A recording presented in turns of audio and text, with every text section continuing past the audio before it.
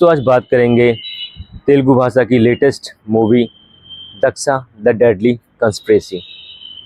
इसके lead role में Manju Lakshmi police अफसर के करेक्टर में नज़र आती हैं और शुरुआत से एक क्राइम दिखाया जाता है जिसके बारे में जब इन्वेस्टिगेशन करते हैं तो बहुत ही भयानक भयानक चीज़ें सुनने में आती हैं। कोई बोलता है जिसने कत्ल किया वो बहुत बड़ा पिशाच है, राक्षस है, और उस डेमन के करेक्टर को बहुत ही लीथली प्रेजेंट करते हैं। दक्षा यानी कि मंजू लक्ष्मी पुलिस ऑफिसर के करेक्टर में इस क्राइम को इन्वेस्टिगेट करती हैं। जिस तरीके से क्राइम दिखाया गया है ऐसा लगता है क्राइम नहीं, जैसे मर्डर के तौर पर खाना पकाया जा रहा हो और इस तरीके से इंसानों को पकाकर मारा जाता है।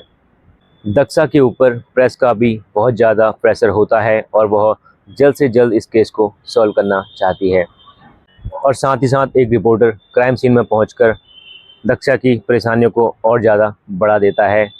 इस बार जब क्राइम होता है तो वह कोई छोटे व्यक्ति का नहीं बल्कि अमेरिकन फार्मास्यूटिकल के एक बहुत बड़े आदमी का होता है और रिपोर्टर क्राइम सीन में पहुंचकर वहां से सीसीटीवी कैमरा की फुटेज लेकर भाग जाता है और उस फुटेज से बहुत बड़ा राज का पर्दाफाश हो जाता है। दक्षा के साथ का ही एक पुलिस इन्वेस्टिगेटिंग ऑफिसर परेशान होकर फॉरेंसिक में चला जाता है, पर कमिश्नर उस ऑफिसर को दोबारा इन्वेस्टिगेशन टीम में शामिल करता है।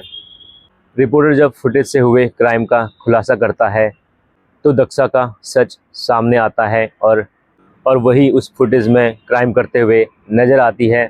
तब कमिश्नर दक्षा को पकड़वाकर इन्वेस्टिगेशन शुरू करता है और एक ह्यूमन साइकोलॉजिस्ट से दक्षा के सच को उगलवाने की कोशिश करता है, जिसमें दक्षा अपने आप को मिथिला बताती है और उनके साथ हुए क्राइम का खुलासा करती है। मिथिला एक पैथोलॉजी डॉक्टर है और उसके पिता एक आयुर्वेदिक साइंटिस्ट हैं जो कैंसर जैसी बड़ी से बड़ी महामारी को रोकने के लिए रिसर्च करते हैं और अपने रिसर्च में सक्सेसफुल भी होते हैं और आयुर्वेद से गरीबों का मुफ्त में इलाज करना चाहते हैं। पर यही बात बड़े बड़े डॉक्टर्स को हजम नहीं होती और वो उनका साथ देकर कॉन्स्पिरेसी कर उनके पिता को मरवा देते हैं। पर बाद में मिथिला भी अपने पिता के पक्षिणों पर चलने लगती है और आयुर्वेद से ही समाज की सेवा करने लगती है। जैसा उनके पिता के साथ हुआ वैसा ही मिथिला के साथ भी होता है और मिथिला का भी मर्डर करने की कोशिश होती है, पर उसके चाचा जो कि एक ह्यूमन साइकोलॉजिस्ट हैं मिथिला को बचाने में सक्सेसफुल होते हैं और उसे एक नया जीवन देते हैं।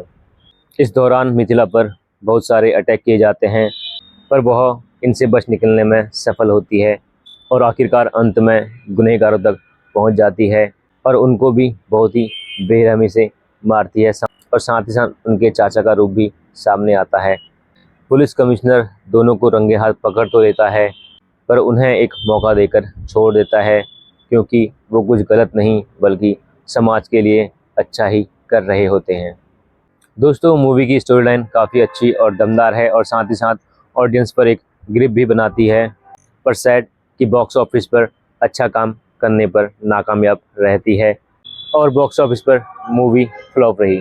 पर मूवी के सभी कलाकारों ने अपना परफॉर्मेंस बहुत ही एक्सीलेंसी से डिलीवर किया है और मूवी में सस्पेंस बना रहता है कि आखिर क्रिमिनल कौन है और दक्षा से मिथिला का क्या संबंध है।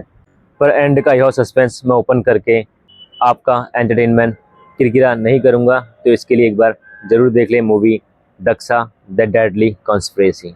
और वीडियो पसंद आए तो लाइक शेयर सब्सक्राइब जरूर करना और अगर कुछ खामियां नज़र आए तो अपने राय कमेंट बॉक्स में ज़रूर शेयर करें। मिलता हूँ एक और लेटेस्ट अपडेट के साथ। Till then tata bye bye.